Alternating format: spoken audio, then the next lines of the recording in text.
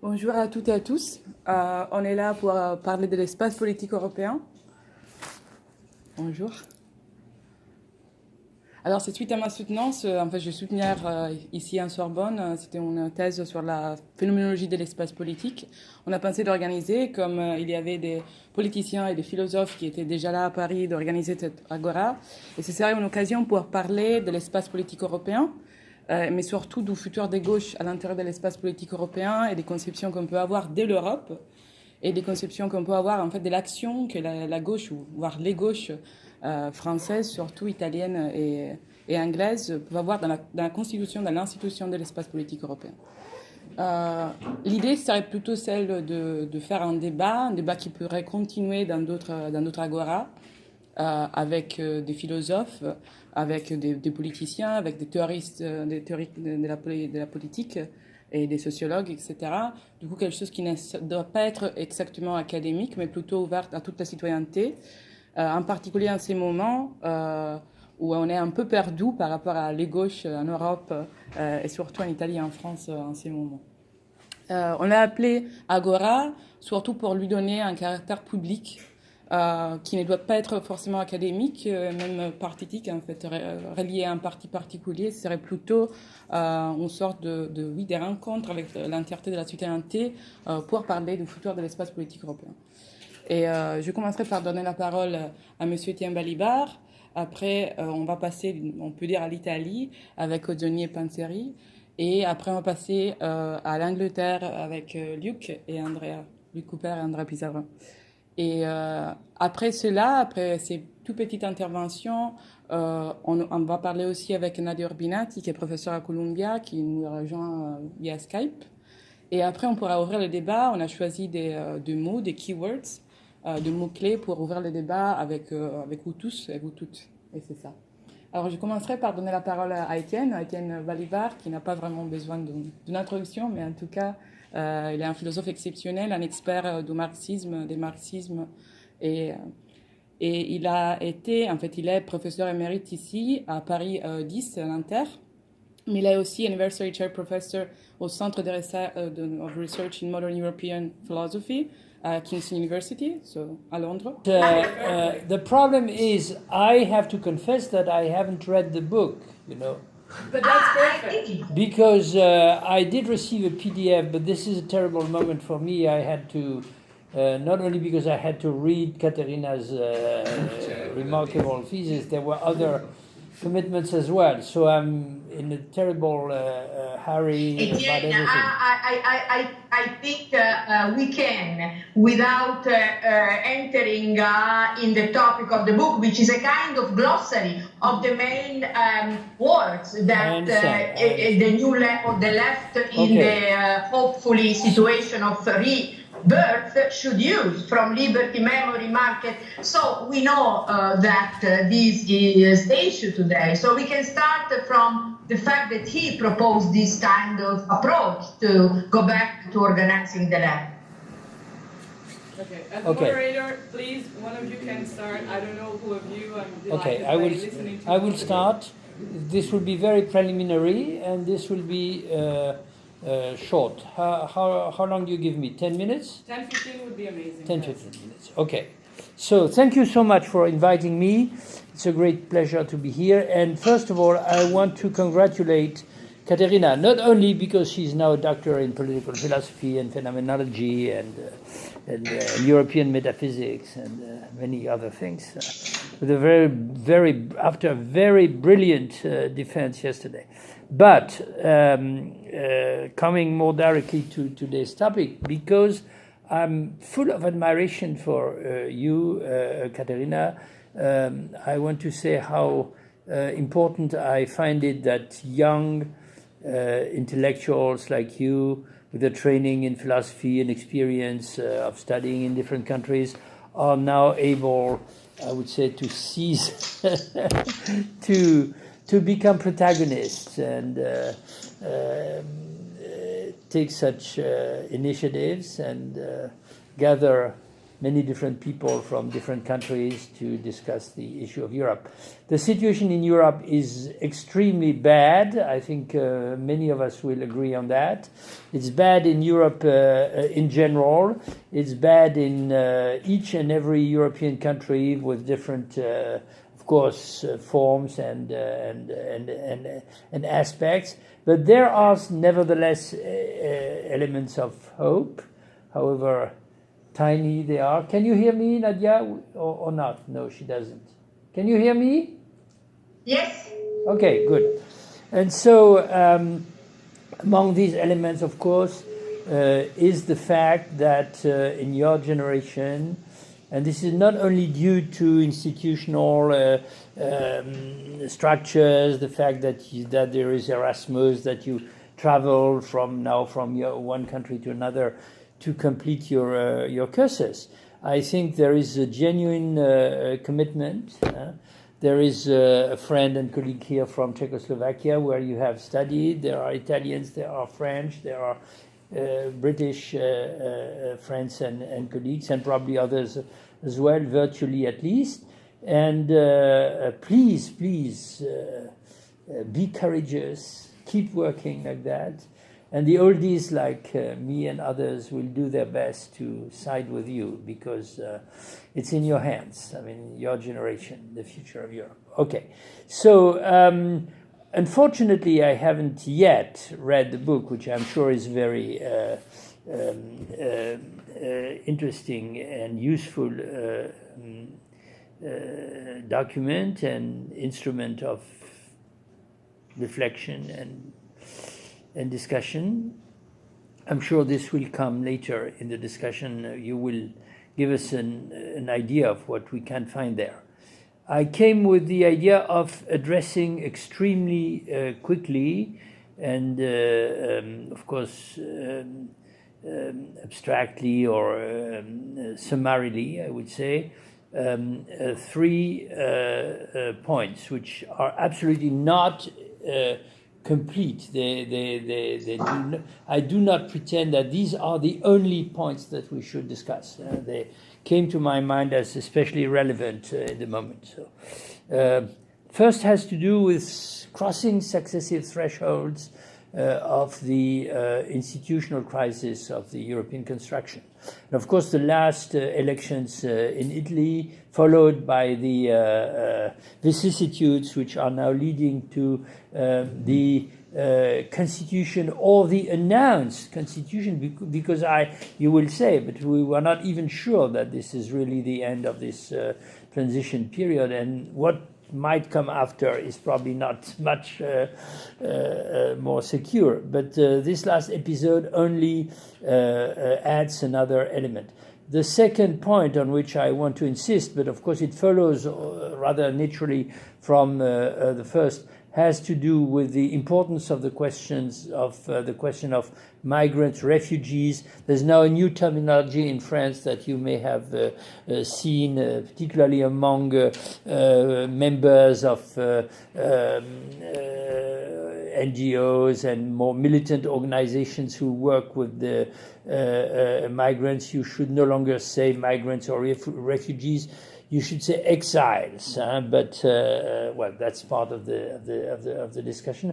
And the third point, I hope to get there in time, is about not only the vital importance of the question of democracy more than ever, but of course, in a sense, I'm pushed in that direction by the conversations we had with Caterina and the points that she makes in her thesis. It's about the uneasy balance, I would say, of the different, and of course the fact that we have here Nadia Obinati, who is one of the great experts and thinkers on these issues internationally in the last period, adds to the interest of raising that question. So the uneasy balance, I would say, of different forms of democracy or democratization of political institution in the political space, and why, in fact, I personally do not think that we can give up any of these dimensions, including, I would insist on that, the representative dimension. Okay, so on the first point, very quickly, I think that what we observe, and there are different terminologies that are now kind of common good and used on every side, not only on the left, also on the right, about the situation of Europe is a category borrowed from Gramsci, the interregnum that Zygmunt Bauman first used a couple of years ago, and then I did myself recur to that to describe the situation, and now it's a kind of commonplace. So the problem is not to diagnose an interregnum that is a situation of crisis in which, as Gramsci famously explained, the old is dying or is already dead, in a sense, whereas the new or the future is not yet really born. And therefore, of course, everybody, every institution, every social group, every ideological movement or force finds themselves in a state of disarray, which can lead to the most absurd and destructive, in a sense, effects. But it's also a question of assessing, I would say, describing as closely, as precisely as possible, the stages, if you like, or the development in which we find ourselves. And of course, this is not very. This doesn't lead to very optimistic considerations. So I used some time ago the formula: each and every nation state or single member state of the European Union is now becoming ungovernable one after the other. Now, of course, there are different modalities of non-governability, I would say, and they cannot be put all exactly in the same basket. They don't have the same causes. They don't produce exactly the same effects. But I believe that the situation is general. Now, of course, what happened recently in Germany, and the important point is that this is not only taking place in so-called peripheral member states or countries. If ever that distinction had any relevance in terms of political dynamic in Europe, I believe that it is losing that relevance very rapidly. I no longer see, in fact, the point in describing the European construction as something like a kind of strong core, a group of core states in the middle, only to periodically lament the fact that the French and the German, who are supposed to be the leading states because of their economic power, their political strength, etc., are not exactly working together or on the same line, as if the only important thing was or were this agreement, etc., which is also underlying, I know I skipped many intermediaries, the ideology of, I must say it in German, of Kern-Europa, of the core Europe, which interestingly, of course, is used or periodically proposed as a kind of miracle instrument, if you like. If we cannot build Europe, we'll build the core of Europe, and the others will remain the periphery. So this was initially proposed by right-wing German politicians. Then it was adopted by nobody else than Jürgen Habermas, which can be criticized on many accounts, but he's certainly not right-wing. And then it was taken up by Macron in his last attempt at showing, I would say, the grand way towards the resurrection of the European Union when he was elected, something that now seems almost surrealistic. And in fact, okay. So I think that the crisis of governability is everywhere, but is, of course, taking different aspects. It was there in Spain. This is a very important element. And the case, and it is still there, more than ever, of course, around the issue of independence or autonomy of Catalonia and the way in which the central government itself threatened with collapsing because of corruption and things like that, tried to master it. One element which I, together with others, I don't remember if Nadia was with us, but a number of European intellectuals on the left from different countries signed a petition which perhaps was not perfect at the beginning, where we explained that this was a European issue, and that in particular the idea, whether or not we agreed with the idea of the independence of Catalonia, and personally I'm not a great fan of that, but the idea that Europe as such should act as a mediating force, or should play a role in the resolution of this crisis was the central idea. And of course, the exact opposite happened. Everybody agreed that this should not take place. So I take this. I will stop there. I take this as an indication of the fact that, with all due differences between the national situations, the crisis of governability that we are now observing are always results of forces, if you like, or processes which are taking place at both ends of the political spectrum. They are not purely nationally grounded. The situation in Italy, on which I hope we are going to talk now, is not purely the result of the specific history of Italy, the particular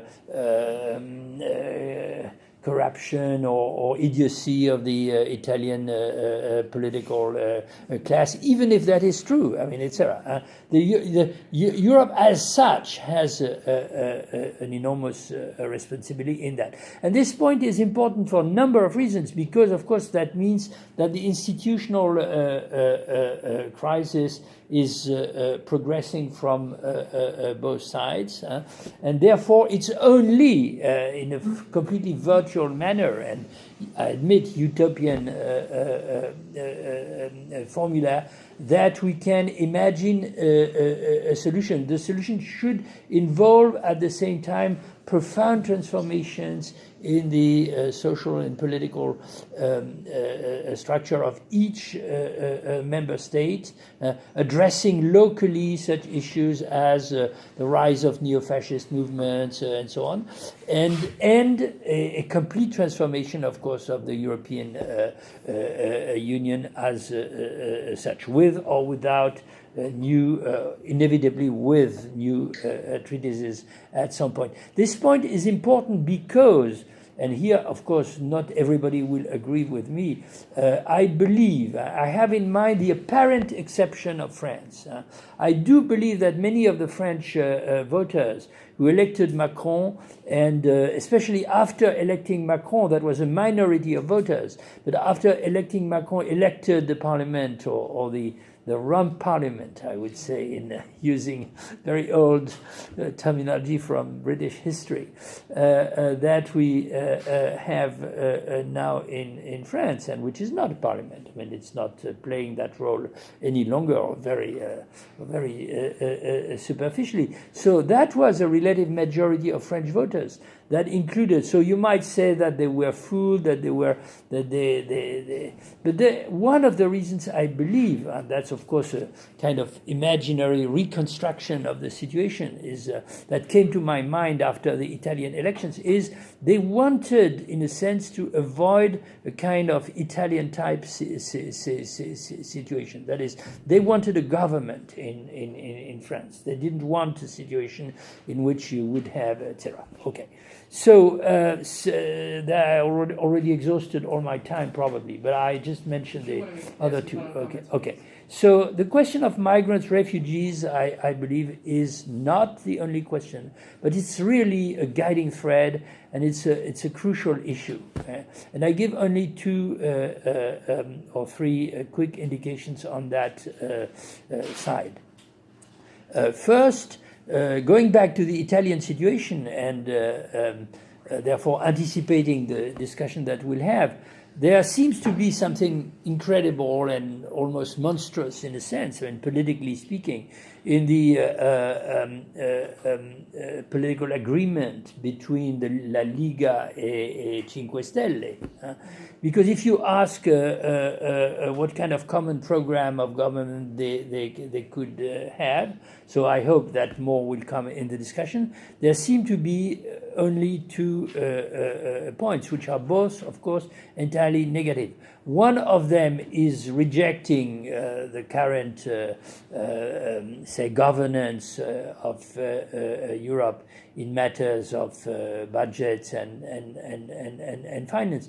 And the other one is, in fact, explicitly and vocally calling for an extremely brutal anti-immigrant turn in Italy. Not only, of course, creating what Theresa May and Amber and her minister had called a hostile environment for the migrants, but extremely harsh repressive measures, expulsions by the hundreds of thousands, which are probably impossible to carry on in any effective, technologically speaking, effective and above all decent or civil manner. Therefore, will be violent, and if they are implemented, and will also probably push and develop the racist attitudes and even initiatives of right-wing and, in fact, neo-fascist groups in the population itself. So I'm very, very worried about that. But if you return to the genesis, of that, and we're not going to explain what everybody here knows, that is the full story of the so-called refugee and migrant crisis in the last 2 years. It's absolutely clear for me not only that Europe as such failed and completely collapsed on this key issue, which belongs entirely to the common governance, to organize, I would say, try and organize at least the distribution and and help, to the migrants and the refugees all over Europe. But which has had in particular very bad consequences in Germany for the reasons that you know, because Merkel perhaps didn't use the best method, but she was absolutely right on the essential. And one of the big, I have to say this as a French citizen, one of the great culprits or responsible for that is France. I mean, France has played since the very beginning the most disgusting and disingenuous and dishonest role. All the governments, one after the other, they had one language, which was the language of solidarity, and one practice, which was the practice of absolute brutality on the hostile environment we have in France on the ground, and a complete lack of solidarity with other European governments. So that when the Italians say, whatever their political color, and the Greeks could say the same, etc. Of course, when the Italians say we had to carry the whole burden of welcoming the refugees, France closed their borders. They are right. I mean, they are right, and this is not going to help. And the third and last point, if I so I'll be very, very quick, is about democracy. I mean, I of course maintained, and I think others did say the same, perhaps with a slightly different terminology, that not only that the European construction could not continue very long against the will or the inclinations, I would say, or the consent of its own peoples and citizens and populations. One of our young students, you know Aliénor Ballanger, is she a friend of yours? No, she also took a PhD a few weeks ago at Sciences Po on this question with a beautiful but terrible formula. Europe, or the European Union, or construction, from a union without the people to a union against the will or of their people. And of course, this had to be clarified. But the reason, what I maintained was, of course, that there would be, in the end, at some point, no legitimacy for any system of government, federal or quasi-federal, or but in any case involving a shift, I would say, of sovereignty from nation states to the European construction as such, if the European construction did not appear, and substantially so, of course, to the European citizen as a progress or as adding new dimensions, I would say, to the democratic governance and the democratic tradition itself. Now, of course, the articulation of legitimacy and democracy, and here Nadia will probably have much to say and will speak better than me, is always a complex and, in a sense, conflictual articulation. It is not the case, at least for anybody who, like some of us, has read Max Weber and is a little bit of a realist and not purely idealist in political matters. It is not the case that legitimacy cannot be based on anything else than democracy or democratic progress. What we see in France today is very clear in this respect. It's a clear attempt at creating or recreating a form of legitimacy for the existing government on a basis that is not democratic, that is technocratic, that is so-called output legitimacy or something like that. Whether it works or not, that's another point. So I'm aware of that difficulty, but the difficulty is even greater in a sense because there are different dimensions of democracy, and not all of them, of course, are equally well compatible with I'd say statist or post-statist institutions. One element of democracy which has to do with the development of social and political conflicts is, of course, hard to reconcile. Participatory democracy is hard to reconcile. The one that seems to be easier to reconcile is representative democracy. And I want to open the discussion on that because what I think is representative democracy is in one of its worst crises in the history of modern political institutions in each and every nation state. Yeah? And at the European level, it is practically inexistent, or it is very tiny and fragile and limited. I came to the idea, which I would not have always defended, which is largely also Habermas's idea, that in fact it is essentially at the level of Europe that it would be necessary and vital to increase the degree of representativity, the capacity of representation of citizens in the current situation. And in a sense, Habermas had a formula which, after all, I think is very deep. He said, we can compare to the origins of the American United States Republic, when the motto was no taxes, no taxpayers who are not also voters and citizens. And he said we should apply that to Europe. Taxes regulated at the European level, but also, of course, representation, and we must invent a good system for that, which balances individual and national. I think he's right.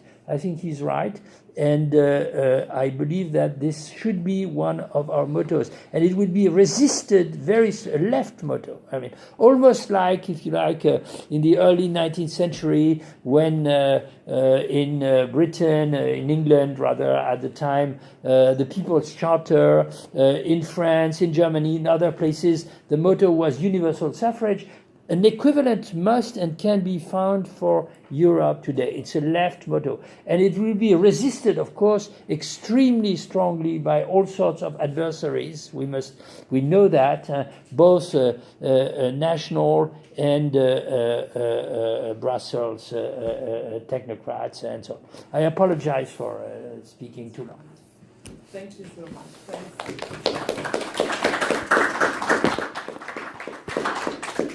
Yes, I'm going to take it. Thanks, Etienne. And so I'm going to switch to English, as everyone is speaking in English, I guess. And I would like to... Nadia, can you hear me? Yes? Hello? Can you hear me? Yes. Okay. No, I would like to Nadia to continue. And so Nadia Urbinat is a professor of politics at Columbia University. She published a book Etienne was referring to called Representative Democracy. She also worked on liberalism and representation, other forms of non-liberal governments. So I think that the possible questions coming from what Etienne said are, if you can open on the Italian situation, of course, but also the national dimension vis-a-vis the international, more European dimension, and the crisis of representativity, especially on the EU level, and also if you want to refer to Simone Oggioni's book, of course, what could be the central words to rebuild somehow or reinstitute the European space on both the level of national and international dimension. Thanks. Okay, thank you very much to everybody to have me here. Can you hear me? Yes. Okay, good.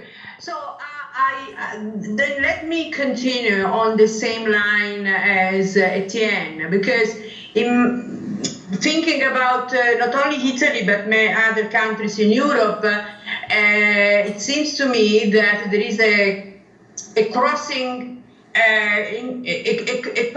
cross connections between Europe as a project, the decline of leftist parties, and the increasing popularity of nationalistic and sometimes even xenophobic parties instead, and government.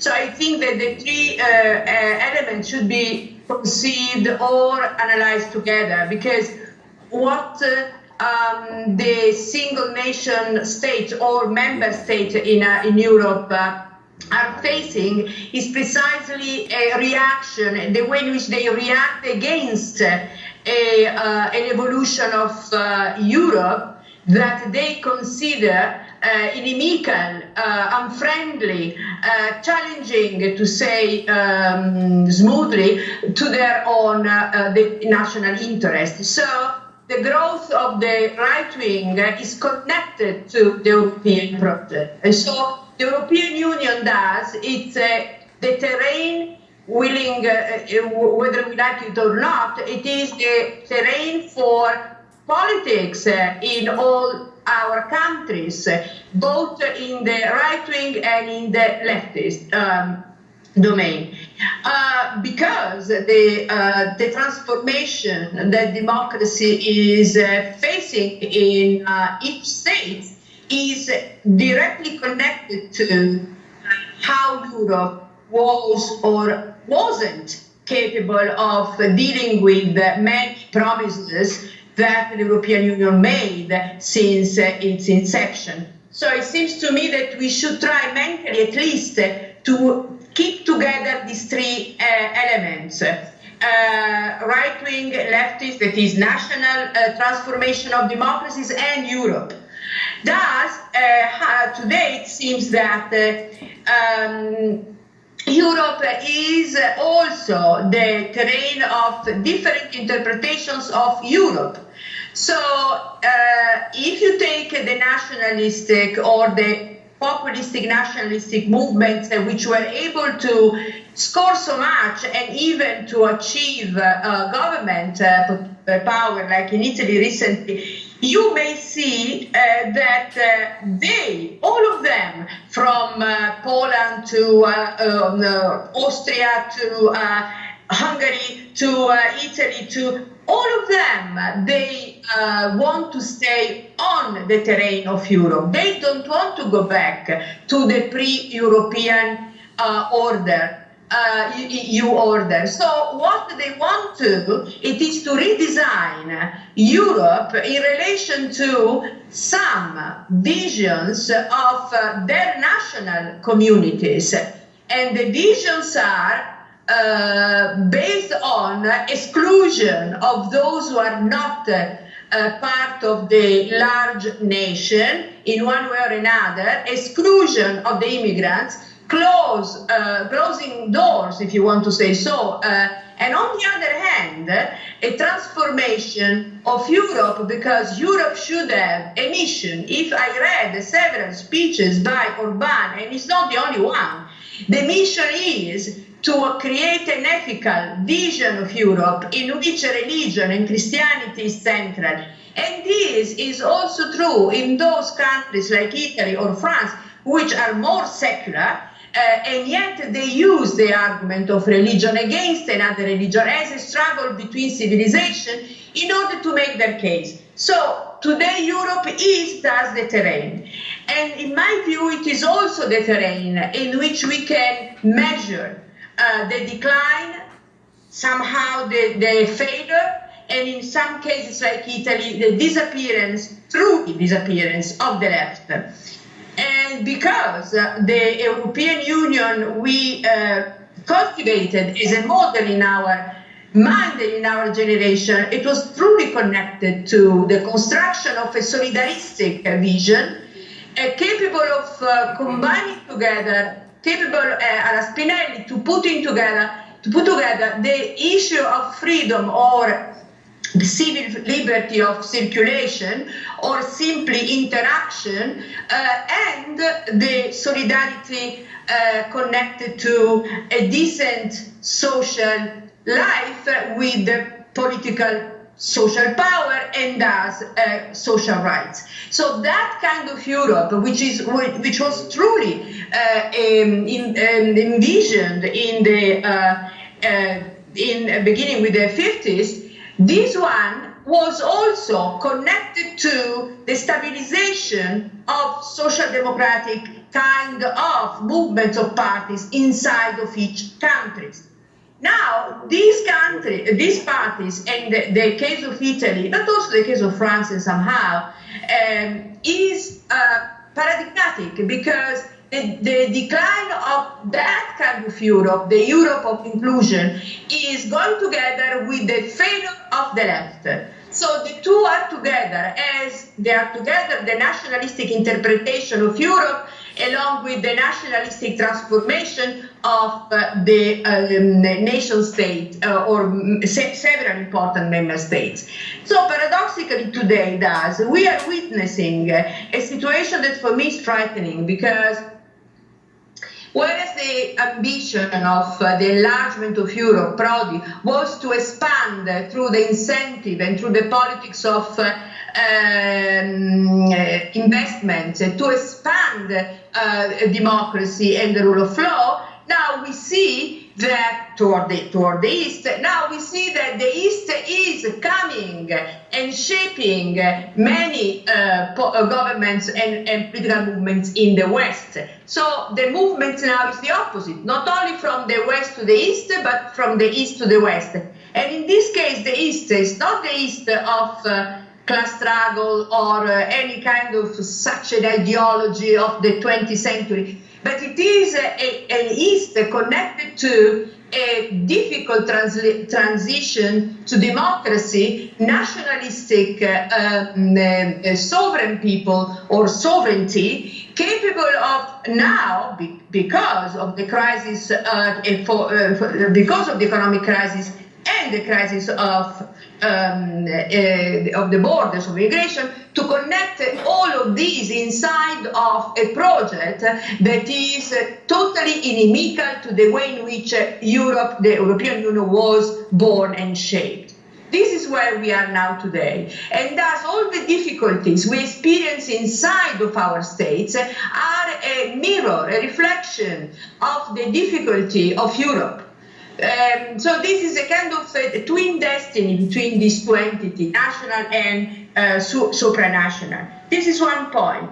The other point that I like to make has to do, and this is connected to the book in some sense, with the tragedy of the disappearance of the left, not as an idea of the few intellectuals, scholars, young people, not of the few, but as a project capable of being accepted with support by many people, ordinary citizens. Now instead the left, the name itself is in disgrace because not only the Liga Nord kind of people or the urban people, these nationalists, are critical of the establishment created by the left, but also less nationalistic, like the Five Stars movement, although the Five Stars movement is closer to our position because several of us voted for, or many people voted from the left for the Five Star movement. However, also them, they attribute to the left the becoming of the establishment supporting Brussels, supporting the technocrat in Brussels. So there is this accusation that is from different perspectives, which is very appealing to many because it's connected to a situation of difficulty in economic sense, in social sense, but difficulty also because of the transformation of democracy and thus the decline of party form of politics. We have movements instead of parties. We have forms of quasi-direct connections between parliaments and the city, so-called the citizens through the web. We have this kind of tension toward different forms of politics, and the left, which through the 20th century became connected to the structural form, organizational form of a party, is seen as no longer functional to this new transformation of democracy. In fact, as an example of the old guard and the old forms of democracy connected to an oligarchical structure of party politics.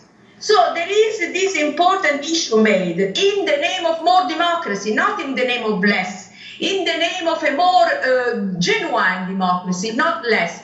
And thus the attack toward the left is truly dramatic, because the left was always connected to parties. And this is the situation we are here in Italy, but it's not only in Italy. In Italy, the situation is extreme, but it's not the only one. Now, what to do? Really, what to do? Because it is an issue that is an exquisite political question, this one. It's not simply a question of analysis. We can convene, we can be in agreement with the analysis more or less. But the question is what to do in this situation. And now this book, Le parole rubate, the words that have been stolen, try to retrieve the words of the left with new meaning in connections to this new reality I was describing along with Etienne. It was now. I don't want to enter in the question of the book whether I would agree or disagree, but certainly the issue is posed. The issue is the following also. It is an hegemonic turning point, this one, because the words the left used to be proud of and to diffuse through the citizenry, those words either have been stolen by other movements which are actually anti-left, or they have been transformed and thus deprived of their leftist meaning from inside of the left itself. So we are like wordless. We are like without the right words. So it is thus a question not simply of organizational interregnum or institutional interregnum. This is a cultural change, radical in my view, because we don't have, at least we, I use the word we because I identify myself with the left, not simply with democracy. We have really the hard time of structuring our analysis and political actions around keywords which are not simply words. They are promises, analysis, and proposals for a society that is based on those principles of inclusion, solidarity, and equal dignity of human beings, based on a redistribution condition for a kind of democracy that is not simply a voting machinery. So this is my anguish. I really feel in a mood that is not totally pessimistic. I don't think that for now, in this moment, we have the strength that we would need to mark a change at the European level, because each left inside of each country is under trial. It is in a moment of anguish, even in those countries like Greece, potentially Spain, but they are so much stressed in their government and activity into doing a kind of politics that is at the end of the day preparing for their own defeat, because they cannot deliver what the leftists can promise.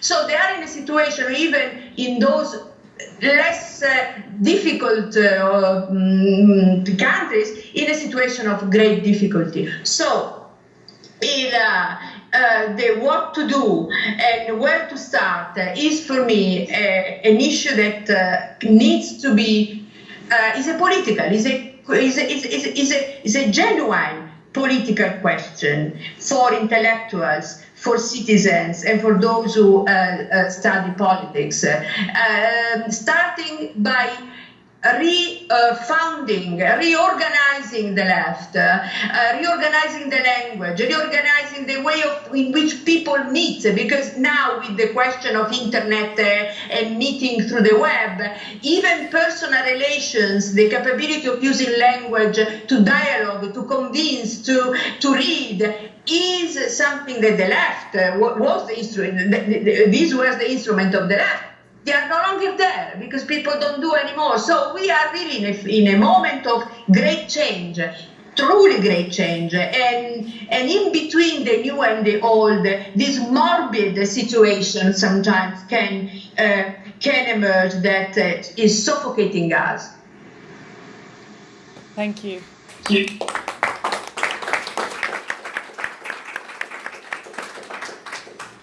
Thank you, Nadia. Okay, so if you can stay with us until 7:15, you said?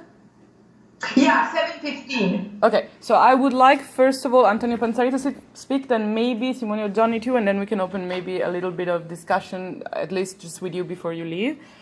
So Antonio Panzari, he's an Italian politician, a member of the European Parliament with Article 1 Democratic and Progressive Movement, which is also part of the Socialist Group. He's also a member of the Committee of Foreign Affairs and the Subcommittee on Human Rights. So he's going to talk to us in Italian, and you're going to have a text, a translation in French. Thank you. Grazie.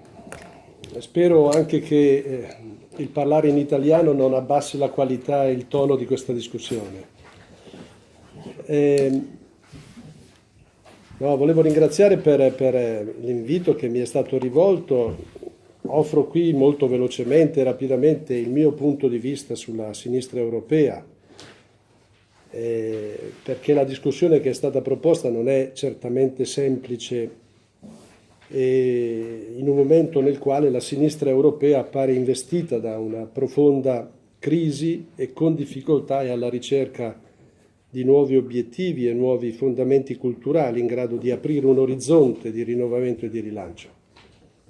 Come già è stato detto, nelle recenti e meno recenti elezioni che si sono svolte in alcuni paesi europei, i partiti socialisti, socialdemocratici e progressisti sono stati pesantemente sconfitti e all'interno di essi le prospettive della sinistra appaiono assai problematiche. Si può dire che sembra essersi consumata una grande stagione che ha visto la socialdemocrazia europea protagonista della trasformazione e del governo delle nostre società. Eppure questo fenomeno si presenta oggi a noi non come un esito ragionevole di una vittoria della cultura liberista sulla tradizione socialista, ma al contrario con un sorprendente paradosso. La sinistra infatti arreta proprio nel momento in cui la grande crisi finanziaria, economica e sociale, iniziata una decina di anni fa, chiude il ciclo di una globalizzazione senza regole, dominata dall'ideologia ultraliberale, e tornano, come abbiamo visto, politiche diverse, politiche protezioniste. Tramonta l'illusione dogmatica dell'infallibilità del mercato, al centro del dibattito tornano idee fondamentali che sono proprie e care della tradizione socialista. Anzitutto la necessità che sia la politica e le istituzioni democratiche a orientare e regolare lo sviluppo economico, perché solo a questa condizione lo sviluppo capitalistico si concilia con i principi della democrazia, della giustizia sociale e della tutela delle libertà individuali. Si riscopre, ad esempio, che non è il denaro che produce denaro, così come ha voluto far credere l'oligarchia finanziaria dominante, ma è il lavoro che produce ricchezza e valore, come descrivevano i nostri classici. Il paradosso dunque qual è? Di fronte a questi enormi cambiamenti sembra proprio che il socialismo in Europa ad essere più in difficoltà e in gran parte del nostro continente governato da una leadership conservatrice il declino della destra neoliberista sembra non andare a vantaggio dei progressisti, ma in molti paesi europei va a vantaggio di una destra nazionalista e populista e talora di forze apertamente reazionarie e razziste. È giusto quindi chiedersi perché proprio qui nella vecchia Europa sembra essere così difficile la sfida per i progressisti. Perché proprio qui, in questa parte del mondo che ha visto nei secoli scorsi l'affermazione più alta dei valori democratici, dei principi di giustizia sociale e delle libertà individuali. La storia, è vero, non si ripete mai allo stesso modo, tuttavia il rischio è che il nostro continente si avvii verso un declino non solo economico ma anche politico, civile e culturale. Ricordo alcuni anni fa un acuto sociologo francese, Dominique Moisy, che descrisse il mondo diviso in 3 sentimenti. La speranza, che anima i grandi paesi che si affermano come protagonisti sulla scena mondiale, il rancore degli esclusi e dei perdenti e la paura dei più ricchi che temono di perdere i loro privilegi. L'Europa è per eccellenza il continente della paura.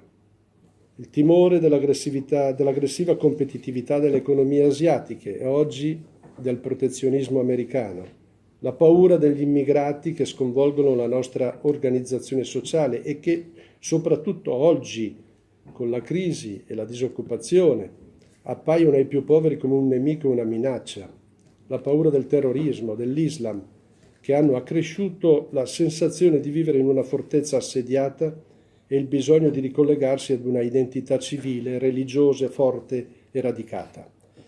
La destra ha fatto di queste paure la sua forza. La sinistra europea invece non è stata complessivamente in grado di fornire una risposta positiva alle sfide che la globalizzazione imponeva. I socialisti europei si sono divisi di fronte a questa sfida. In alcuni paesi e in alcuni partiti ha prevalso l'illusione che gli effetti della globalizzazione potessero essere contenuti e che si potesse difendere l'assetto sociale frutto del secolo socialdemocratico e del welfare state. Dall'altra parte vi sono stati partiti e leader che hanno invece cavalcato con entusiasmo il capitalismo globale, condizionando non poco il pensiero socialista continentale, senza essere in grado di porre rimedio alle disuguaglianze sociali crescenti generate dallo sviluppo senza regole del capitalismo globale e apparendo di fatto sostanzialmente nel solco di una cultura neoliberale e quindi coinvolti tra le forze responsabili della crisi di oggi. Il problema, ecco il punto, è che il socialismo europeo, sia nelle componenti più tradizionali, sia nei settori più innovativi, non è riuscito di fronte alla globalizzazione ad andare oltre all'orizzonte del riformismo nazionale. In particolare, questa è la mia opinione, la grande opportunità legata al processo di integrazione politica dell'Europa è stata colta solo in piccolissima parte. La sfida del mondo globale sta proprio nella capacità di governare i processi a livello sovranazionale. La crisi della sinistra avviene in questo contesto. La perdita di influenza viene certamente da lontano, si caratterizza in particolare per non essere più in grado di ridurre le disuguaglianze sociali. Del resto, con la caduta del muro di Berlino sono venute meno le forze politiche, non solo comuniste, e sindacali capaci di creare rapporti di forza utili a favorire una distribuzione più giusta della ricchezza prodotta. Inoltre, la globalizzazione ha fatto saltare il quadro di riferimento della sinistra europea, cioè lo Stato-nazione, in cui si produce e si ridistribuisce la ricchezza.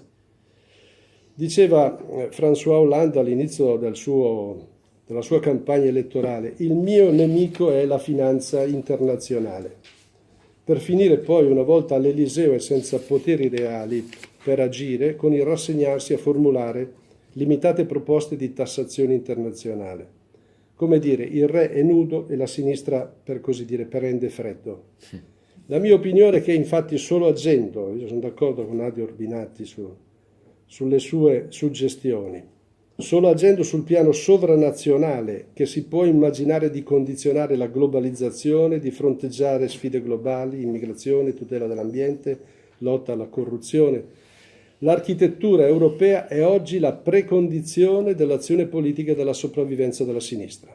Senza un'Europa politica, ogni governo di sinistra, anche a livello nazionale, è condannato al fallimento perché non dispone più degli strumenti necessari, in primo luogo quelli economici, per mettere in atto le sue politiche. So di aver indicato in qualche modo una strada che non è per nulla semplice, ci vuole anche il tempo necessario. Tuttavia è mia opinione che sia l'unica prospettiva realistica per una sinistra rinnovata. E vi ringrazio per l'attenzione.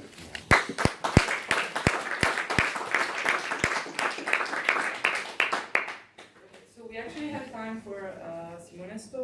Simone is also an Italian politician, also from Article 1, Democratic and Progressive Movement. He also published a few books, one of which Nadia was referring to, the Parole Fatte, and he's going to talk to us in English. I'd like to thank Caterina for having made this meeting possible, and I also would like to say as a premise that her work has an extraordinary value for both the scientific community and our political task, as Etienne Balibar confirmed yesterday.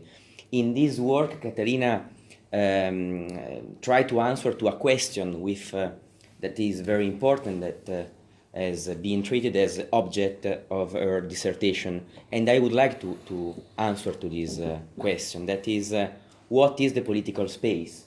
And to use the fundamental dichotomy that also Caterina utilized in her dissertation to justify her argument, we may answer in this way. It is the theater of citizenship and public discourse, the border where the historical dynamic takes place, interpreted both as a space of appearance, as an immediate link between the prince and the people, and as a space of representation. Carlo Galli adopts this definition, and I think that also this definition is correct.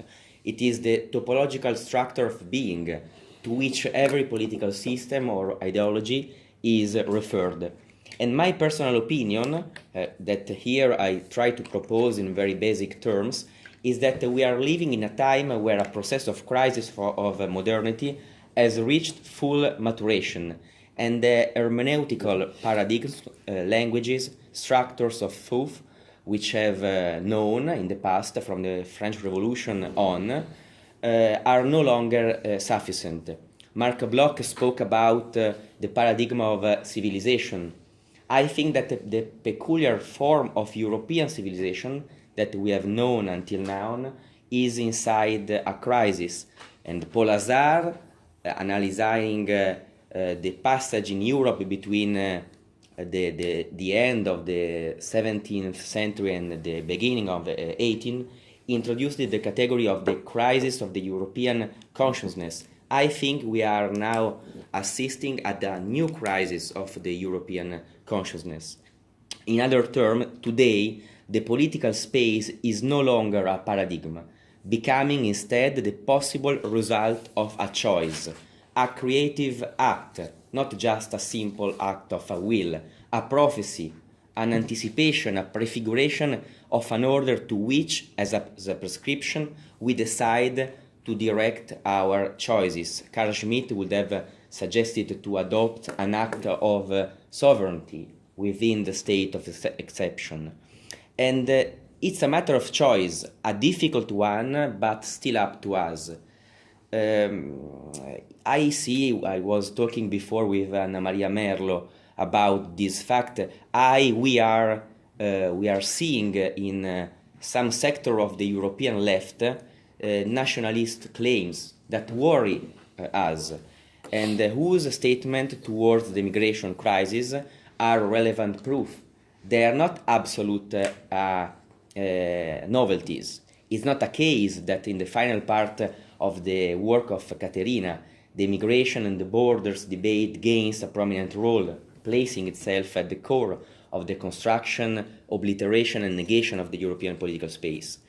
Also in the past, nationalist position have a place in our history. I want to remember that the communist parties and the Third International were born in the proximity of the First World War against the choice of the vast majority of socialist parties to vote for the war credits, following the respective national bourgeoisie. I also see localism, regional identityism emerging in the left, even if they host some grain of truth, formulating a quest for truth. They present a wrong answer by identifying themselves as mere processes of egoistic separation from the whole in which they are inscribed, well beyond a perimeter of supranational solidarity. For us, and this is the central point, I completely agree with Antonio Panzeri from this point of view. Instead, the political space is Europe in its totality. in its multifaceted nature. Europe, which has been during the centuries many things together and at the same time nothing uniform and definitive, is, in my opinion, an idea, a cultural space in movement. It is a history deep rooted into a composed but still precise identity.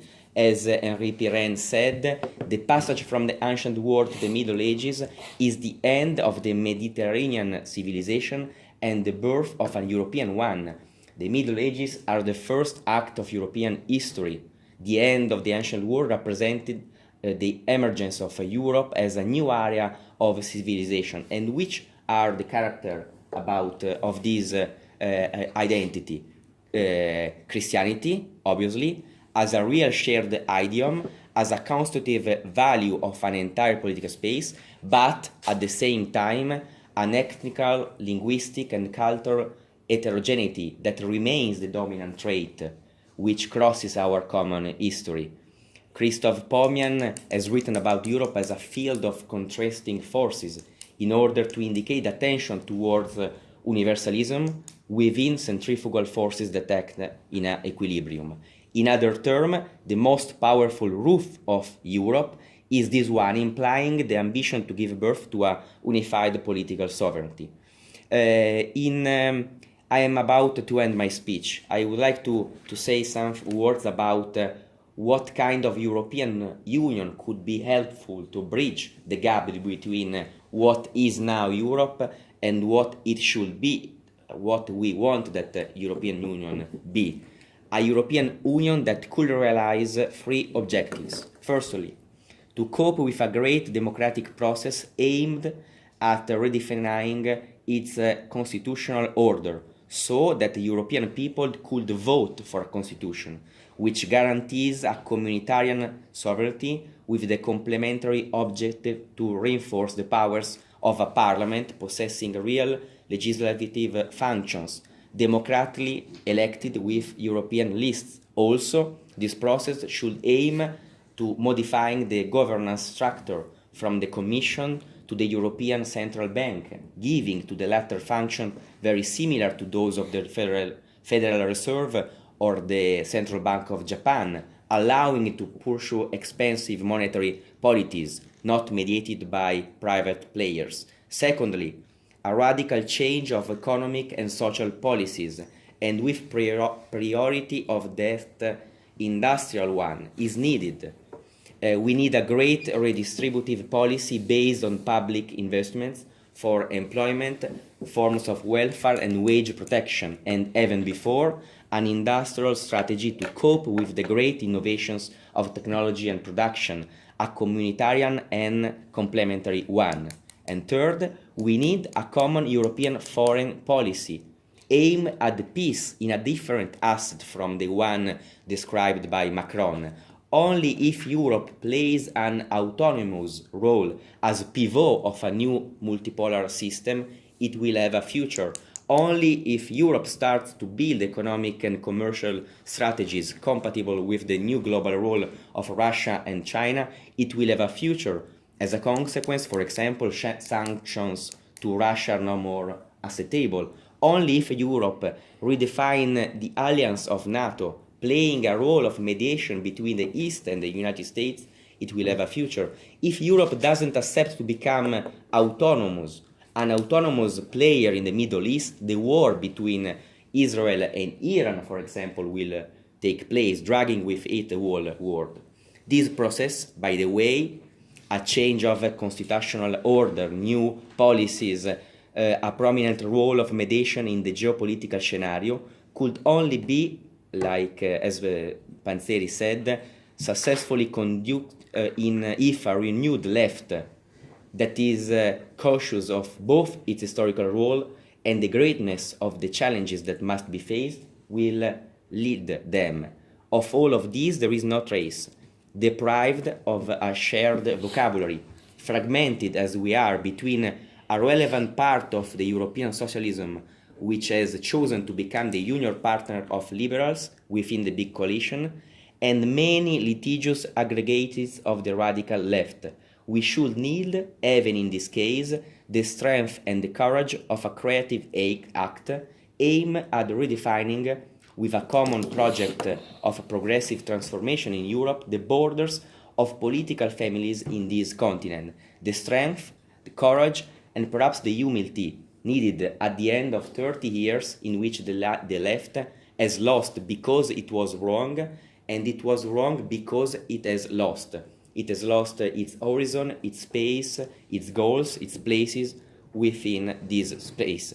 This is my speech in English, very difficult for me.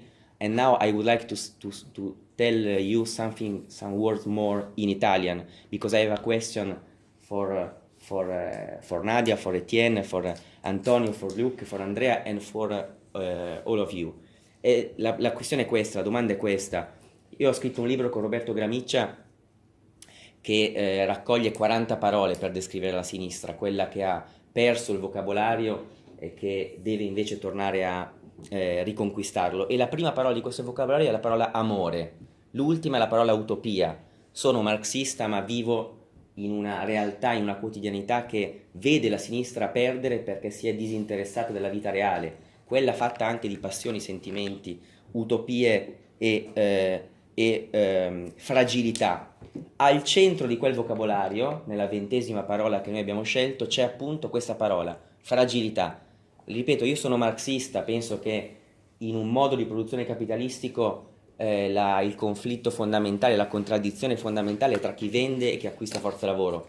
Ma dentro questo neoliberalismo, dentro questo capitalismo di tipo nuovo che si è imposto negli ultimi 30 anni, è vero o no che la fragilità è la caratteristica che più connota questo tempo e che ci fa essere così uniti nella solitudine che viviamo, tanto a livello sociale quanto a livello esistenziale? Quando Salvini, il capo della Lega Nord italiana, l'altro ieri dice: in Italia ci sono 11 milioni di persone che utilizzano psicofarmaci e io sono il capo di un governo che restituirà speranza, fiducia e cura a queste fragilità, e la sinistra ride e la sinistra sfotte la capacità invece che Salvini ha avuto e dimostra di avere di cogliere il cuore della questione italiana ed europea. Io penso che sia necessario ripartire da capo, e cioè fare in modo che la sinistra, con un vocabolario antico ma moderno,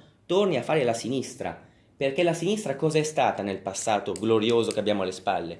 Questa capacità di tenersi per mano, di essere elemento di cura collettivo, che riconosce le fragilità e le federa, no? Come Leopardi diceva, nella catena umana, nella umanità che trova nella sua fragilità un elemento di forza, da Berlinguer a Don Milani per rimanere in Italia. Ecco, io penso che questo sia l'obiettivo della sinistra, ovviamente a livello europeo, perché a livello nazionale non ce la caviamo e non ce la facciamo, però una sinistra che torni a fare la sinistra, che torni a ricostruire un rapporto tra la vita e la politica, al di fuori anche dell'astrattezza che spesso la contraddistingue, e una sinistra che abbia a cuore la ricostruzione di una identità, senza ideologia, parola vecchissima ma dimenticata, bandita persino dai nostri vocabolari. Noi non costruiremo niente di utile allo scopo di ricostruire questo progetto politico, questa realtà sociale che è stata per tanti decenni la sinistra. Io sono meno, e concludo, meno pessimista, perché provo con tanti di voi e tanti compagni, non soltanto in Italia, a lottare, non soltanto a pensare, e vedo che tra di noi, anche tra la nostra generazione, ci sono, diciamo così, semi ben piantati che hanno bisogno di riconoscersi come parte di una storia, di una tradizione che non ci abbandona, da cui non usciamo, ma anche che siano stimolati come protagonisti di un futuro che penso abbiamo il dovere di iniziare. Grazie.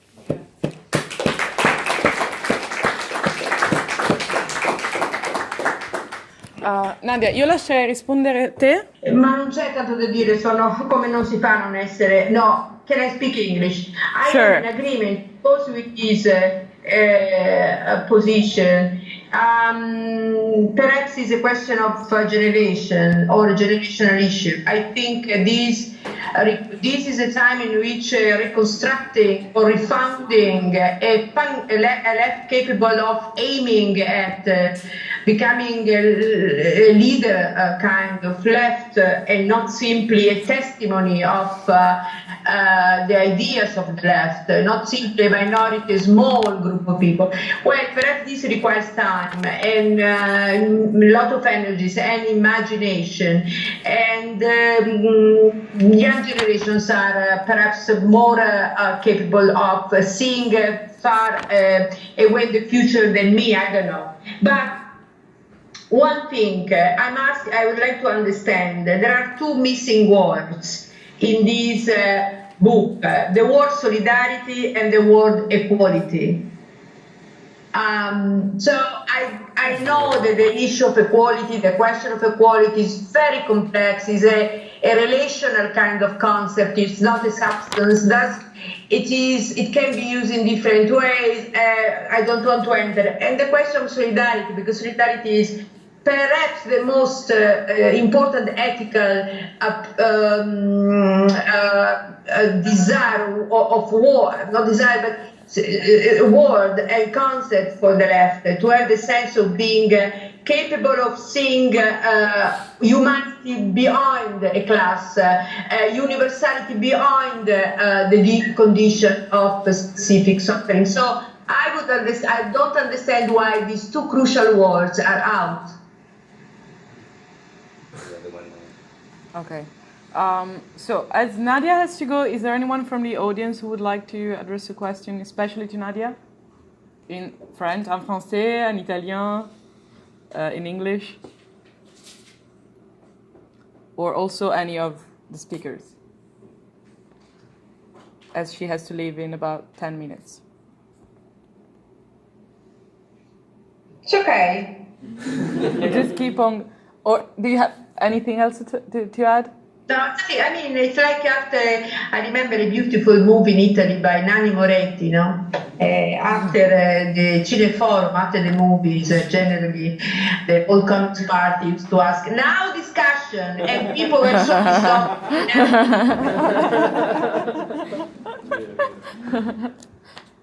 So, I don't know, if someone wants to just break the ice, or we just keep on going. So I think you should go on. Yeah, I just keep on going. Yeah. I don't know if you want to keep on staying with us, Luke. I just want to make Anton. Yeah, please.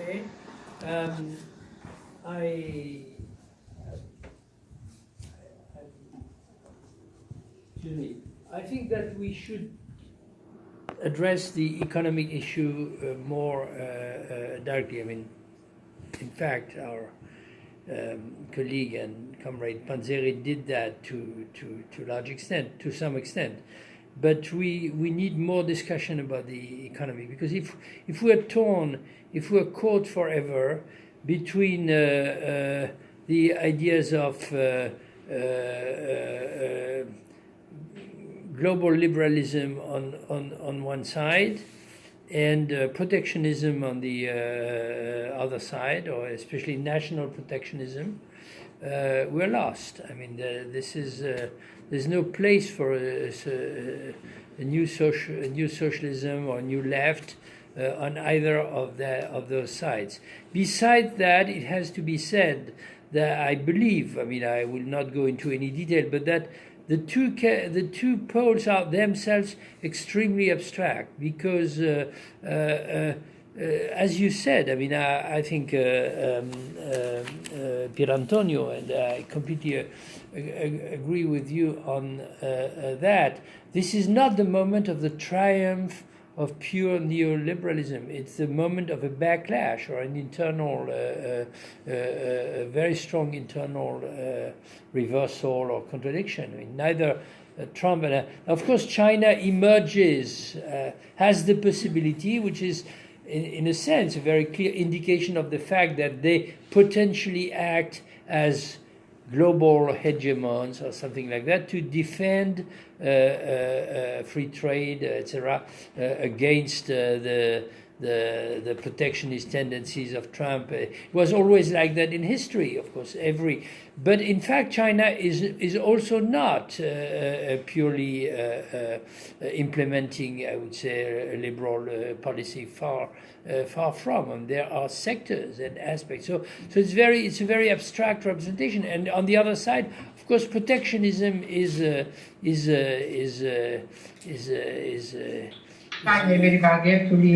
Yes, okay. That's all I wanted to say. Thanks, Nadia. Thank you. Bye-bye. Thank you. Thanks a lot. Okay, so now we're going to address the same question, the existence of political space from the UK's perspective. So I would like Luke Cooper to intervene now. Luke is a senior lecturer at Anglia Ruskin University, and he's also the national convener of Another Europe is Possible. So please, Luke. Thank you very much to Caterina for the invitation to come here and join this brilliant discussion. It's interesting to be asked to confront the question of European political space from the British perspective at the moment when Britain is trying to leave the European political space. But I will try to do that by arguing that Brexit isn't, and I don't think this is a controversial thing to say in this room, but I think it is controversial in some European capitals, that Brexit is not a British problem, it's actually a European problem, and that it's the forces that have generated Brexit in the UK are specific in some ways. So in some ways they reflect British colonial national imagination and history. Britain has never been a country that has a lot of support for European integration for those reasons. But on the other hand, the tipping point that was provided in the vote from a large exit vote to a decisive exit vote was nonetheless given by the same forces that are propelling the far right forward all across the European continent. So, and I think at the heart of this really, and I don't think yet the left in its totality has really got this right from my perspective, but the heart of it, I think, is how we deal with the dual crisis. On the one hand, the economic crisis of the Eurozone.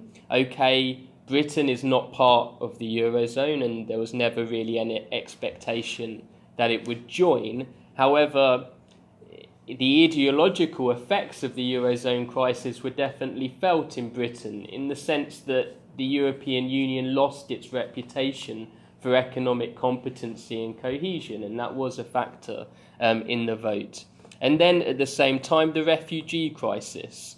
And again, I think that's a factor in the British vote too, on largely racist grounds that are familiar all across Europe. Some of you will know that Nigel Farage and the Brexit campaign 10 days before the vote happened had a national poster campaign where they showed images of migrants making the walk across European polities and said that this was a breaking point. And correctly at the time, a clear parallel was drawn to the imaginaries of Nazi Germany at the time and the posters that the Nazi Party used in the 1920s and 1930s.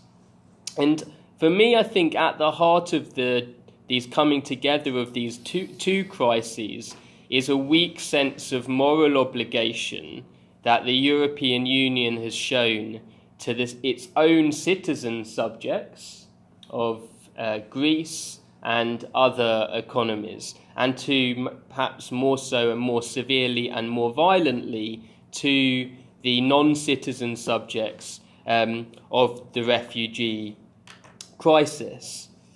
And drawing those two things together, I think we can come to some conclusions about what Europe is and what we would like to be in the future, following on from Simone's remarks. Because clearly Europe is a political space of extraordinary cultural and political diversity. It has this intensely uneven political economic geography. And that complexity has rarely been acknowledged in federalist visions, whether they're from the left or from the right. You know, the classic from the left, the Ventatini Manifesto, say, as you will all be very familiar, or from the right, the Churchill Manifesto, the same period. I mean, they all had this geopolitical security, well, let's say the Ventatini Manifesto, but they all had the sense that Europe could become a common, unified political space, that it was a state in the making. And so while the Ventatini Manifesto had, as we would share, this emancipatory vision, and Churchill had a geopolitical security vision, in a sense they both saw Europe as a state in the making, saw that as the aspiration. And I think it's better for us if we rethink that sense of Europe as a state in the making and say, well, maybe we should accept that this is a political space of many different interacting societies, and ask the question, well, how can these societies have peace and justice, and how can we create a more reduce the self-evident power disparity that exists between these societies and its neighbours, that weak sense of moral obligation that I mentioned. So I think, and here I follow from my colleague and comrade in the UK, Mary Cowdell's notion. I think she has a helpful claim here, because she says that, well, look, actually talk about the European Union as a new form of international or global governance, and ask how it might be compared not to this 19th century vision of a state in the making, of the American model, or so on and so forth, but actually as one of the more democratic international institutions that we have, that is unique because it's attempted to create a political link between, and a representative link between global governance democratically through the European Parliament and so on, and individual citizens, weak though that may be. And if we abandon it, and seen in those terms, its abandonment becomes much more worse or much more problematic, because a Europe that moves and resembles more and more a kind of IMF-like international institution is not one that we could accept or would be normatively desirable at all. So those are my intellectual assessment, if you like, of the situation. I agree completely with what Nadia was saying earlier, actually. I didn't want to ask her the question because I was about to speak, but now she's gone, so but there you are. But I agree completely with what she was saying when she was discussing the different ways that the European project can be imagined, and the way in which the far-right nationalists in Europe are promoting an idea of European identity. I've also read recently Viktor Orbán's, just one of his speeches, actually. He obviously, and the Hungarian government obviously want the world to see it because they've translated it into English and put it on the Hungarian government website, and it's his closing speech of his recent election campaign. And I have to say, perhaps naively, and considering myself someone who's fairly well informed about European politics and working in this area or whatever, I had also found it deeply shocking that this is a government that's formally a member of the European People's Party bloc in the European Parliament, i.e. the mainstream conservative bloc, because it is explicitly anti-Semitic, it is explicitly Islamophobic, but more than that, it actually resuscitates a blood and soil type fascist narrative, which is lifted directly from Nazi Germany. There's no question. So he presented 4 days before the vote, he presented the choice that the Hungarian people had as this great struggle that they were undertaking to save the Hungarian nation from Muslims and Jews, essentially. And in doing so, he also promoted an idea of European identity, which was based on Christian civility, essentially. And so it was deeply troubling, and it sounds as a warning to us on the progressive left that there are different ways that to state the obvious, there are different ways and deeply reactionary ways that the project of Europe can be imagined. So then what are my practical conclusions? Well, here, I mean, I agree with what a number of colleagues have said, but I just want to say something about what another Europe is possible as an anti-Brexit campaign in the UK context is trying to do, because we get very frustrated by the lack of international awareness in the British debate. Even the term Brexit is a very weird British thing, because it's a way of turning an exit from the European Union into something which is just about Britain, as if it has no other international linkages or connections. And that is a word that was invented by the Leave campaign, by the way, during the referendum, but has become completely commonplace in everyday political vocabulary in the UK. And what we want to do to shift this debate, and this is an invitation and appeal for you to help us really, is to bring more voices from mainland Europe. I like to say mainland Europe. No one else in Britain ever says mainland Europe, but you know, as I consider myself European too. Bring to the island in northwestern Europe more political voices into our debate to raise the consciousness of our discussion on the left, because I'm afraid in the UK on the left there's very little engagement with the trans-European transformation political question, and that's not a recent problem, but you might have hoped with our new radical left leadership of the Labour Party that they would be more internationalist in their orientation than they are. And the more people and activists and intellectuals from the mainland European scene they engage with, for us the better, because I think that will have a very helpful transformative effect on our political debate and leading them to come to a more internationalist position, and just understanding what is at stake for the whole of Europe on this question, and not think of Brexit as a series of technical inventions, and where you have to, on the one hand, you're trying to align with the electoral geography and map in Britain. On the other hand, you're having this super complex negotiation with the EU about the space programme, about tariffs and trade and borders in Northern Ireland. But actually, to realise at stake here, there's a political question about the struggle against fascism in the whole of Europe. That's what it's really about. And we've got people in our campaign who voted for Britain to leave Europe in 1975, consider themselves Eurosceptics, people like Anne Pettifor, the economist, for example, or Gary Young, the Guardian journalist. Now, they're no friends of the European Union, but what they realise is that fundamentally Brexit is about far-right politics, that it's about fascism, ultimately. I mean, I'm not saying that the whole Brexit campaign is fascist, but in terms of its significance for the rest of Europe, it's about the struggle against fascism. So in the autumn of this year, and as you're all invited, we're organising a trans-European conference in London, but we'd also be keen to take the conference and the initiative elsewhere as well, producing ideas around a manifesto for Europe, looking forward to the European elections, getting politicians and academics from elsewhere in Europe to Britain, probably at the LSE. So I will hopefully be able to keep you aware, and we can continue this conversation further. Thank you.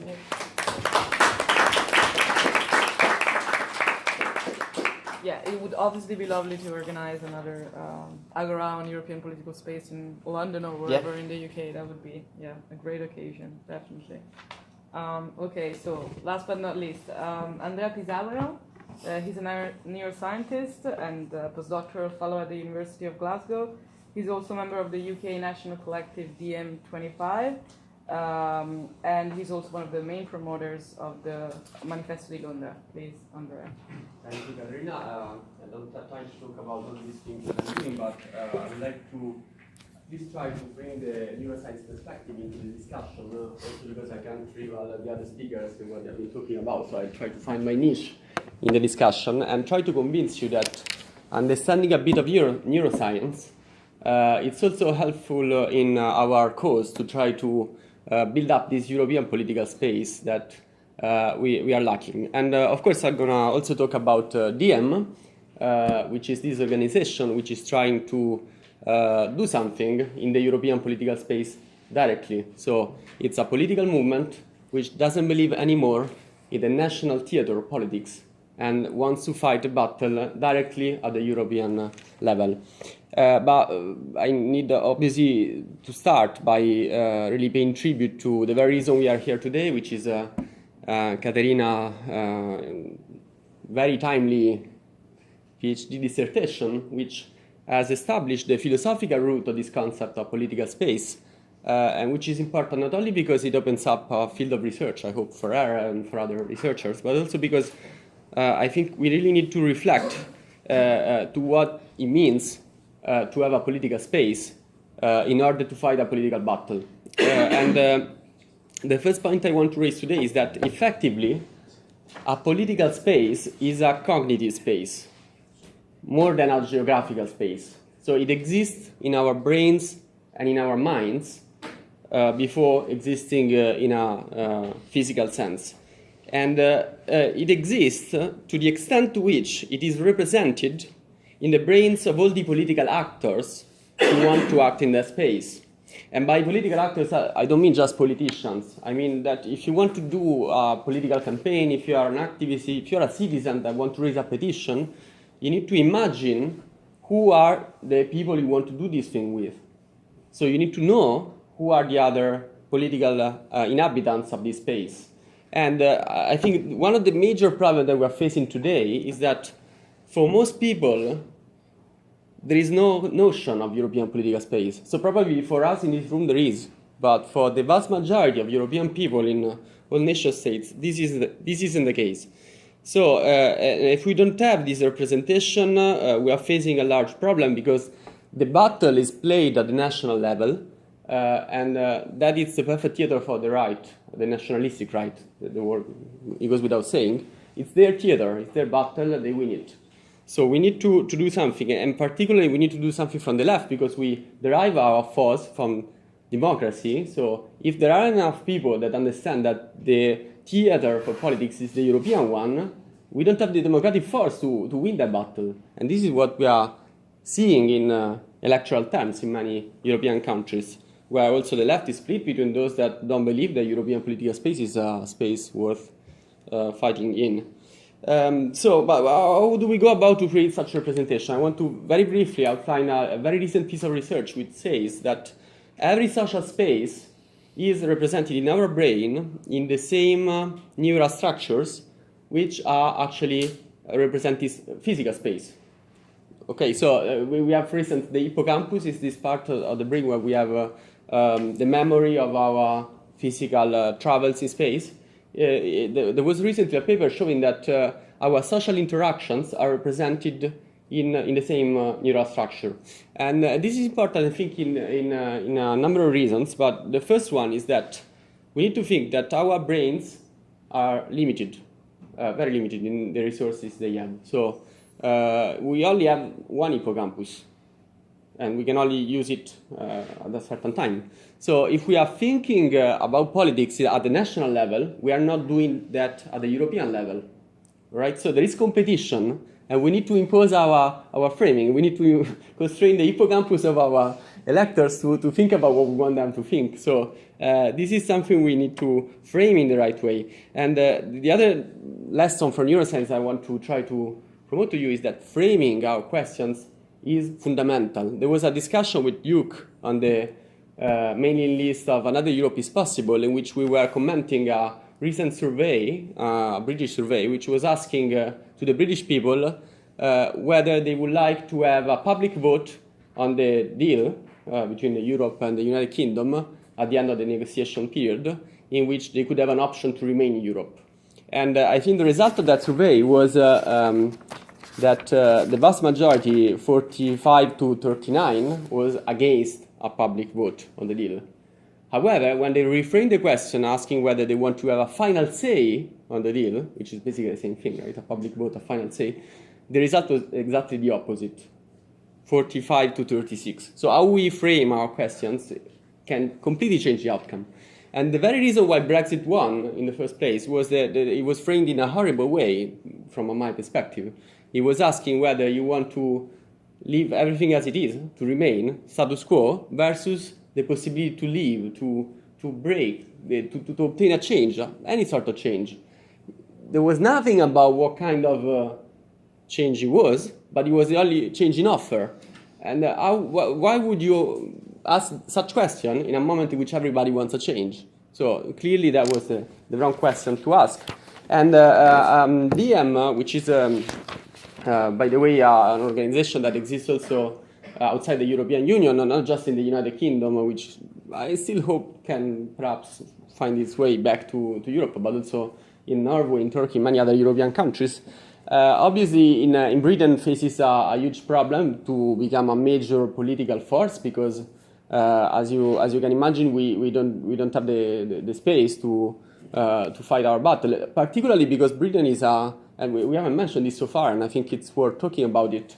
Britain is probably the only country in Europe where the left is successful, and very much so in a very interesting and inspiring way. So we, as an organization, we cannot be against Jeremy Corbyn, obviously. He's the guy who has revived the left. But we want to move tangentially to that and to try to use the European election next year as the theater of our battle. Now, obviously, there is so Britain has Brexited, so we're not going to have European elections in Britain. Nevertheless, we want to use that occasion to try to reframe the question that the British people should ask itself, which is not whether to change or not, but what sort of relationship should the UK have with Europe? Because there has to be a relationship, even if it's not as close as it was before. And this was precisely what was not determined by the referendum, because the referendum was a blank mandate to do something which wasn't clear, and it isn't clear still now. And another point we want to do is we want to steal one word from the opponents. So the Brexit campaign talked a great length to the notion of taking back control.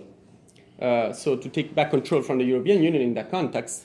But this is a very powerful narrative that we need to make our own. And what does it mean for us to take back control? It means democratic control of the people over what's happening.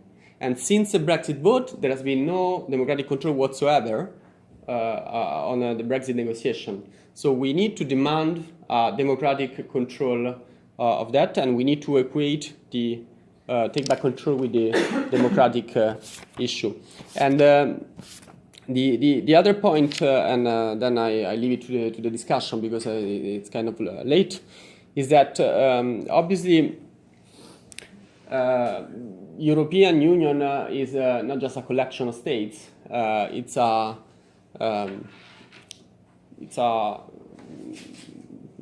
federation of states in which there are citizens. There is 500 million citizens. And we think that a major role, a powerful role, could be played by those percentage of citizens who live in another country. There are 14 million European citizens who live in a different European country. And to break the national bubble, you can imagine how powerful would have been, for instance, a Greek citizen sitting in the German parliament during the time of the debt crisis. How could have changed the narrative of that debate? And we need to have this occasion to break up the stereotype and to put new words and new discussion in the place where matters. And I'll finish with this suggestion. Luke and I have been arguing about this for some time. I believe that if we could manage to convince Jeremy Corbyn, basically, to ask for an extension of Article 50 and have European elections in Britain, that would be an incredible occasion to not only perhaps bring Britain back in Europe, but also to change the electoral and political discourse in Europe in May 2019, which is, by the way, I think the political battle we need to all focus on from now to the next May. Thank you.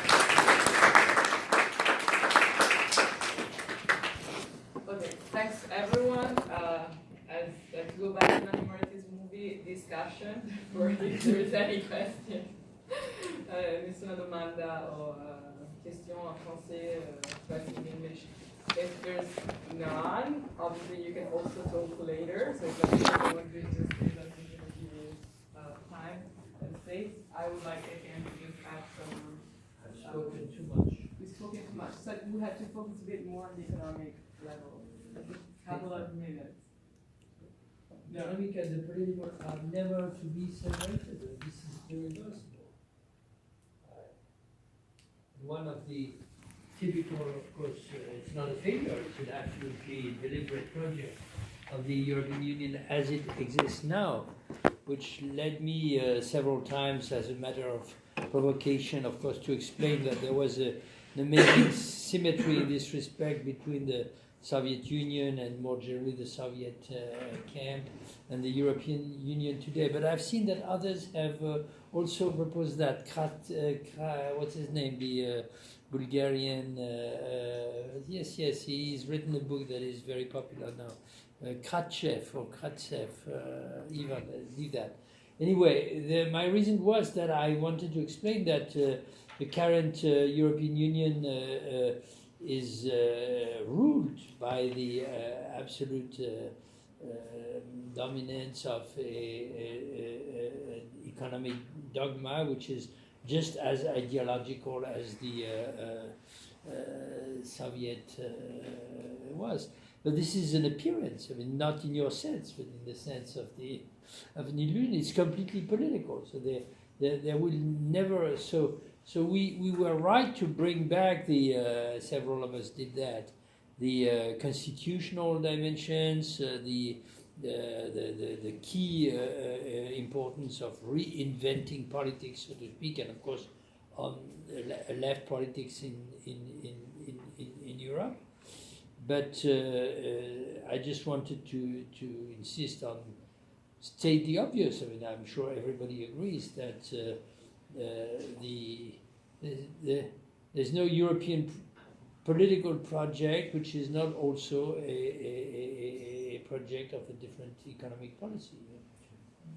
Now, there are several ideas which are, of course, around, which are not uninteresting. And I'm sure. So when the economists leave a little bit their closed world, you know, and the question of protectionism is producing, I think, a few interesting ideas. Several people have explained that we're entering a neo-mercantilist era. And that is not uninteresting as an idea, because of course first of all, it's been the case several times in the history of political and economic theories that the allegedly absolutely dominant representation of the free market was challenged through a reference returning to the name or the idea of mercantilism. This is already what Keynes did in his time, but it cannot be repeated exactly in the same manner, because the notion of the borders do not work any longer in the same way, and we more or less know that everything at the global level is now governed by the way in which the division of labor is combined with so-called chaîne de marchandises, that is the way in which different stages in the production of the final product are distributed all over the world, using the fact that you can travel very easily. So probably the important idea is not to close the borders or set up protectionist policies, which are almost inevitably also linked to xenophobic and nationalist representations. Or perhaps Nadia is fully right, at the European level, a kind of European fascism or neo-fascism that is, but it's to and this is also what Pier Antonio was saying, it's to grant Europe as you're right. Also, I believe something that is not a super state, but that nevertheless, because it will never be homogeneous and centralized in the same manner as a state, but which nevertheless must have a kind of common policy, common program, common influence, I would say, on world affairs. And that has to do, of course, with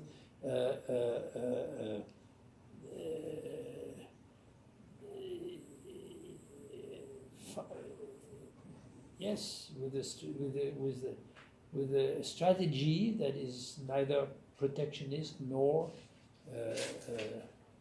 just abandonment to the free market. This is very difficult in Europe because one has to say that. I mean, in every country, in each and every country, you have multinationals or even firms which are not so big. Germany is the great example for that, for which the only imperative is find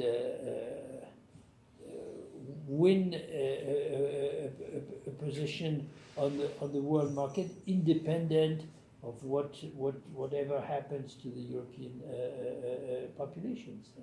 And I believe that the passive resistance of Germany to any change in the current situation, which is going to be the big obstacle or one big obstacle to any new course, has to do, of course, with the fact that they used Europe essentially as a background for a policy of export. Sorry, I'm confused. No. So if there, yeah, exactly. If there is no question, like 2 minutes in italiano, Sì. 2 minuti just, Volevo dire questo, se ho capito bene, i due interventi inglesi, possiamo dire inglesi, lamentano due cose. Il fatto che non ci sia il dibattito europeo su Brexit e dall'altro che la sinistra, il lato inglese, in qualche modo ha una scarsa penetrazione nel dibattito europeo, diciamo così. Non c'è da meravigliarsi, perché ormai Brexit è considerato un azzardo della storia di una classe dirigente idiota e non è ripetibile, cioè l'Europa non ha più paura di una nuova Brexit. Così come in parte ha spiegato anche Nadia Urbinati, il tentativo oggi della destra reazionaria è semplicemente quello di conquistare l'Europa, non di uscire dall'Europa, perché stare in Europa è molto più conveniente dal punto di vista economico e quindi per loro è importante. Per questa ragione è diventato poco interessante il dibattito su Brexit, perché non è reiterabile, diciamo così. La seconda ragione, in realtà credo che il Labour dovrebbe riflettere un po' di più, e credo la sinistra europea, perché in realtà nel dibattito su Brexit Corbyn si è dimesso dal dibattito e sostanzialmente ha accompagnato la decisione del referendum, quasi felice che in qualche modo l'esito fosse questo, al di là di alcune dichiarazioni retoriche. E ovviamente questo è un problema enorme, perché sottrae la possibilità non solo di recuperare Brexit, ma anche di recuperare un ragionamento Volevo solo dire questo. Infine, il professor Re ha ragione quando pone la questione economica come questione centrale. Solo che purtroppo quello che succederà nei prossimi mesi rischia di essere qualcosa di davvero preoccupante, per cui anche le nostre attività oniriche rischiano di diventare... I socialisti europei stanno discutendo proprio in queste ore il nuovo regolamento sul... Questo cos'è? Ok, ho finito. Stanno discutendo il nuovo regolamento per giungere alla definizione dello Spitzenkandidat. Del candidato come... Candidato. Sì. E ho sentito Moscovici bravo, colombiano, è orrendo. no, non solo hai sentito, ma pare che si stia orientando tutto per giungere a quella cosa che considero drammatica per tante ragioni. Prima perché Moscovici ormai rappresenta un partito qui in Francia quasi inesistente. In secondo è quello che ha gestito la politica economica europea e noi non possiamo presentarci a livello europeo dicendo questo è il... orgoglioso. È anche orgoglioso. Spiega che ha salvato Bravo, la bravo. Grecia, eccetera. Quindi molti dei nostri ragionamenti rischiano di cadere come delle patate, diciamo così, su queste cose che possono essere decise. Però insomma c'è speranza. La S minuscola, giusto? Okay, so I would ask you and Andrea to answer quickly about 2 minutes each to the 2 questions he made. So first of all, the irreproducibility of another debate, like as the one of Brexit in other countries, and the second one, the position of the Labour Party. I don't know, which of you first, you decide. Well, I think that Brexit could be repeated quite quickly in quite a lot of countries if the electorate in those countries were given the freedom to vote on the question. I mean, and Macron has said this explicitly to the British media, for example, that he was very honest about it. He said if you give the French people a vote, then they probably would vote out. So I think that, yeah, I agree with you that there isn't a likelihood of such referenda happening in other European countries in the short term, but it depends on political alignment. But then we have to ask why that would be the case, and I think it's due to the extreme structural crisis and pressures that the European project faces in almost universally from one country to the other. So, secondly, on the position of the Labour Party, well, you tell me, because I'm not totally sure myself, but they do not want to be seen as opposing Brexit, so that's the first thing, and they support an agreement with the European Union that is probably a softer form of Brexit than the one that the Tory government wants, more or less. So they want a customs agreement with the European Union and join the customs union. They're more uncertain about the single market, which I think from a left-wing perspective is ultimately problematic because you're establishing a position that is freedom for commodities and physical commodities by joining the customs union, but without the regulatory protections for working people. And they have arguments for why they're uncertain about that, to do with state aid and things which I think are ultimately mistaken. But I think the most important thing to say from a political perspective is that Labour Party members and also Labour Party voters are overwhelmingly opposed to Brexit. And that's the contradiction that the leadership is trying to manage in some ways between wanting to appeal to a small minority of their voters that support Brexit and keeping their members happy. Thanks. Andrea? Yes, very quickly, I agree with everything you have said. If there was a vote for Brexit in every other European country, particularly in Italy, we will lose it. The only difference is that the British ruling class was foolish enough to ask the question, and the Italian ruling class hasn't been foolish yet enough. But I think Antonio is right in saying that the lesson has gone through, and perhaps it's not surprising that the new yellow-green alliance that is ruling Italy, first thing they have done is that they have taken out of the contract the idea to suggest an exit from the euro, because they probably even, by talking or reading the news, they understand that getting out of Europe is way more complex it's not an easy task. It's absolutely complicated. About Labour, you gave a fair account. I think the problem is there is no electoral occasion with the British electoral system to suggest a reversal of Brexit for Labour, because in 76% of the constituency where Labour MPs are elected, the vote of the people was for Leave.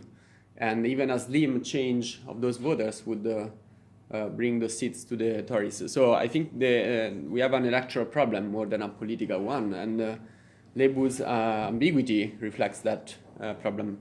And this is also why I think the European election would be a much better theater for a different conversation. Also because European citizens, which are 2 million, could vote, so it's 2 million vote more, which is not. How are you going to have European lists now that the Parliament has rejected that idea?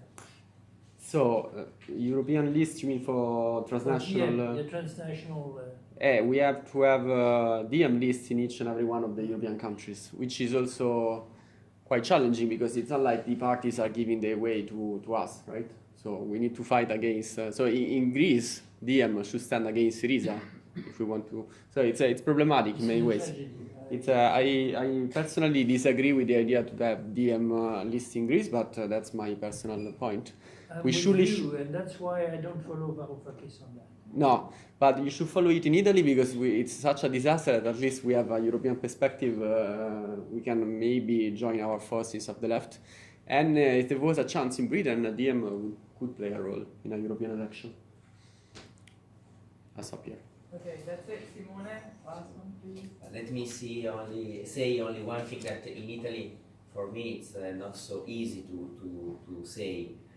Because I'm talking about Carlo Calenda, that is not a communist, but it has been the Minister of Economic Development in the Renzi and Gentiloni government. But some days ago, he declared that Italy has made a mistake following, I'm reading his statement, a dogmatic interpretation of the global chains of value, importing steel at the lower possible cost, produced, dumped in Asia, destroying in this way the steel industry in Europe. So c'è Moscovici, c'è un socialismo che guarda a destra e che è corresponsabile di quello che si è fatto, persino tra coloro i quali hanno diretto e gestito il neoliberalismo italiano ed europeo negli ultimi anni, c'è un barlume di consapevolezza. Sarebbe da dire meglio tardi che mai, no? Better late than never.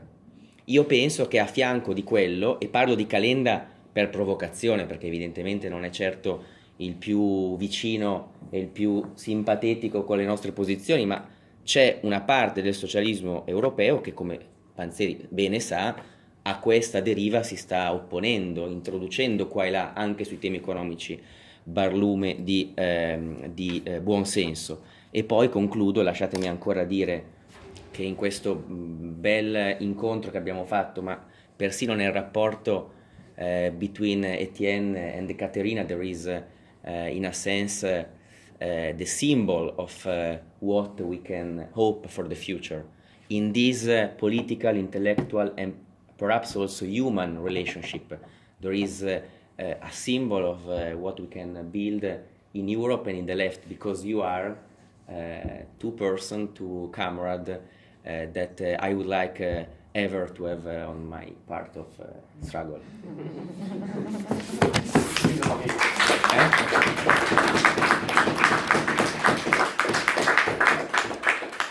Thank you all. Merci a tutti e a tutti. Adesso Grazie. devi distribuire la tesi a tutti. Vai, gliela regalo. Quanto è grande?